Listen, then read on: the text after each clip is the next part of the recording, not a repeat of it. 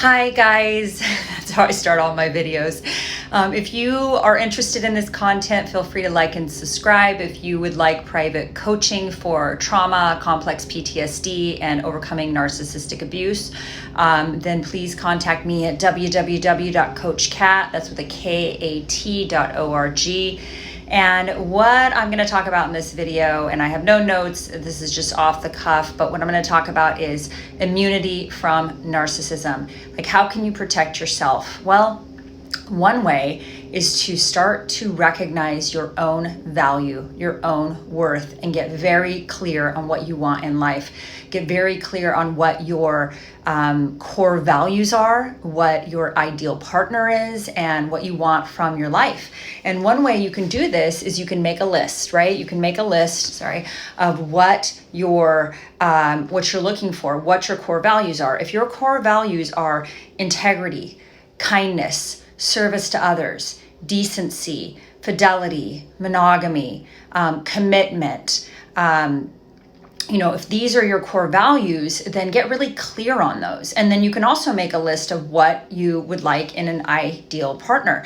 And, you may want somebody who also has integrity, honesty, who values commitment, who values relationships, who wants long-term commitment, who has a strong moral code, who believes in kindness and service to others, and not only believes in those things but demonstrates that is a core value in their life. So get very clear on who you are, what you want, what are your core values, and what you would like in an ideal partner. And if you want kids, you should be dating somebody else who wants kids. If you want marriage, you should be dating somebody else who wants marriage.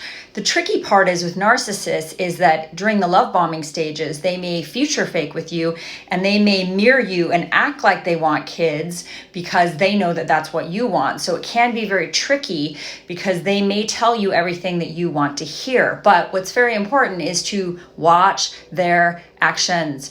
Words, blah, blah, blah, blah, blah, right? Watch their actions. Are they doing things in line with what they've stated are their core values? If they say that they value honesty and integrity, yet they tell lies or lies of omission or they're evasive, if they say that they're transparent and yet they're obtuse and evasive, then that is a disconnect. If they say that they want emotional intimacy prior to sex or physical intimacy, yet they're bum rushing you on the sex and rushing that's like a disconnect. If they say they want to marry you but they're dragging their feet and you end up being engaged or whatever for 5 years, that is an action not matching the word disconnect. And obviously normal people can do this as well because they change their mind or they're not sure or whatever. But with narcissists, you'll see this pattern where their words and their actions are not congruent, where there's a truth schism going on, right? So I really encourage you to really watch somebody's behaviors. How are their behaviors? If they say they want to communicate with you and have a consistency in the communication, and yet they go dark, or they are not communicating, or they're not consistently staying in touch with you, these are some red flags to sort of look for. And in terms of immunity from a narcissist, I think that one thing is to make your life amazing. Really, and I don't mean you don't need to be a multimillionaire. That's not what I'm talking about. I'm talking about create a life that you value, that you love, independent of another person, and make it gorgeous. Follow your dreams, follow your goals, do what makes you happy. And the more content you are with your single life and with your life alone, then the less desperate you're going to be to try to find somebody to fix it or to be vulnerable to a narcissist, right? It's almost like, the way I look at it now, it's like I really wanted to have a home, and I was future faked into a relationship with a narcissist and promised a home and ended up paying $300,000 toward a home that my name never went on the title. And that was my mistake. I blindly trusted. I did not know I was with a narcissist. So, $300,000 later, I got screwed out of a home. And you know what I've done now, which I'm so happy about this. I bought a home with my sister. I trust my sister. I've known her my whole life. I've known her for 46 years. And my sister, I just trust her. I know that she is a person of her word. She's a person of integrity. And my name is on the title. And it's just such a cool thing because, I decided I'm not going to try to find, some partner to buy a house with that I don't trust and, do any of that. So, I even think I have this, it's kind of an out of the box idea, but I think it's such a great idea for women to find other women to buy houses with. And, obviously there's complications involved with that. But like, if you want to buy a house, find a friend or a family member that you really, really trust, somebody you've had a long-term relationship with that you really trust, and, perhaps consider buying a house with them. Because I feel like we're waiting around for some, and I don't mean just women, this goes for men too. It's like we might be waiting around for some knight in shining armor because we've been sold a fairy tale from Disney and from our society. And I don't know, I think we have to create our own fairy tale. I really, when I got out of the narcissistic relationship, I was really missing my climbing partner because my ex was my main climbing partner. And although when I met him, he wasn't a climber, I was the climber. But what's happened is I've been able to create and cultivate this beautiful climbing community of women and men, and I just feel they've pushed me in ways that are so beautiful to be climbing much stronger, much harder than I ever climbed when I was with the narcissist. And so I don't know, you've gotta, and I had to do work to do it. I had to reach out to people. I'm doing it. I'm in a new city now, and I'm working really hard to meet a bunch of new climbing partners and to cultivate that community where I am. And obviously it's all, you have to be COVID appropriate. I'm not suggesting that you do anything other than that, but cultivate relationships outside of your primary relationship. I believe that's key. In the context of my relationship, I was able to cultivate these relationships with these amazing women friends that I have that have had my back through thick and thin, man. Every time, something bad happens in my life, I have a tribe of incredible women that all are high on the empathy scale. And yeah, most of them are little darling codependents, but they're also in recovery for codependence. And I'm so grateful for them because I know that I have some friends that know everything about me. I don't have any secrets from these people. They know the real me. I don't send a representative. I don't send an ambassador to the relationship. And man, they love me in spite of all my ridiculous flaws, which I have many, right? But they love me, and they love me, the real me, and they know the real me. And I feel the same way about them. We have these truly authentic relationships. So I really encourage you, if you don't have that, to start cultivating it. And I know that if you've been in a long-term relationship with a cluster B or narcissist or borderline, they may have tried to control who you spent time with, and they really work a lot on isolation. Some of them don't. Some of them are so detached that they don't care what you're doing. They're just totally detached. They're a little bit more on the sociopathic scale, so my therapist says.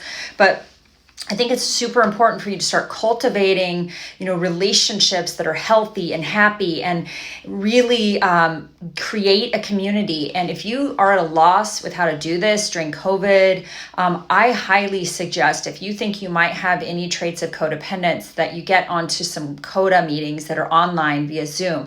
There's also a program called Adult Children of Alcoholics and Dysfunctional Families. Most of the people that are in this community that we're in have some childhood trauma. You wouldn't probably be with a narcissist if you didn't have either a narcissistic parent or an addicted parent where you had some trauma. So it may behoove you to go check out one of these 12-step recovery programs via Zoom and start building community. Because I think the immunity from narcissism is to build community, to have wonderful friends that are true and authentic and forthright, and to start creating a life that is badass as a single person. Start creating a life where you're not desperately wanting somebody to fix you or to fill your, something on the external to feel or feed your internal soul.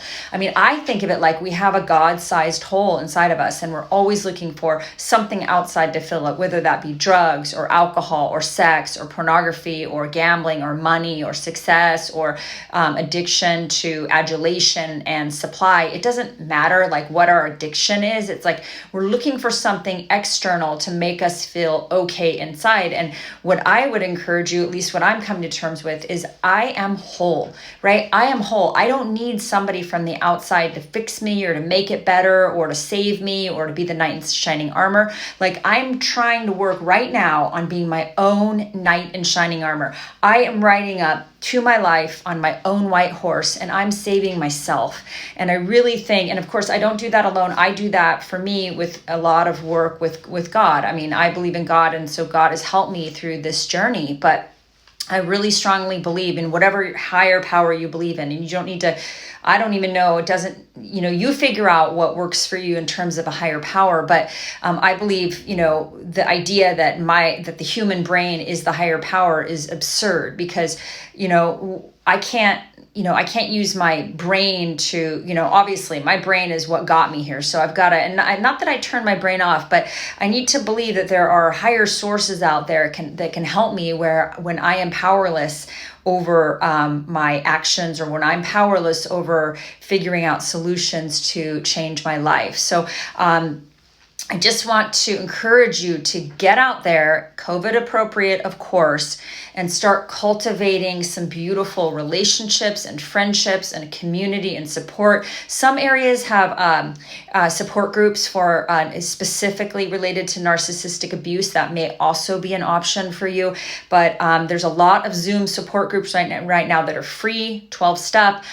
If you are struggling with alcoholism or addiction because you've been in, it could be because of childhood trauma, or a lot of people will cope with alcohol and drugs when they're in these narcissistically abusive relationships because they've been so shattered emotionally and so beaten down. But I would encourage you, if you are struggling with that, or with pornography addiction or alcohol or drugs or any of those things, there are 12-step recovery programs that can really help you with those issues.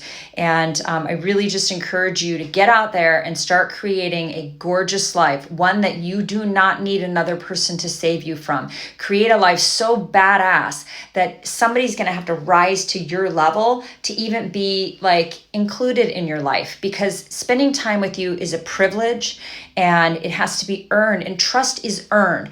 I think we're all lovable, and I'm not saying love is earned. I'm saying trust is earned. People need to earn your trust. They don't just shouldn't just blindly trust people, which is a very common symptom of codependence, is overly trusting and almost like a naivety. My sister told me, your naivety is going to kill you one day. And, it almost did. So I'm choosing now to recognize, try not to come from a place that people are bad. Come from a place of neutrality and let people show you who they are. So I hope you guys are having a beautiful day. I hope you're thriving and you're practicing and engaging in radical self-care. Thanks so much. Bye-bye.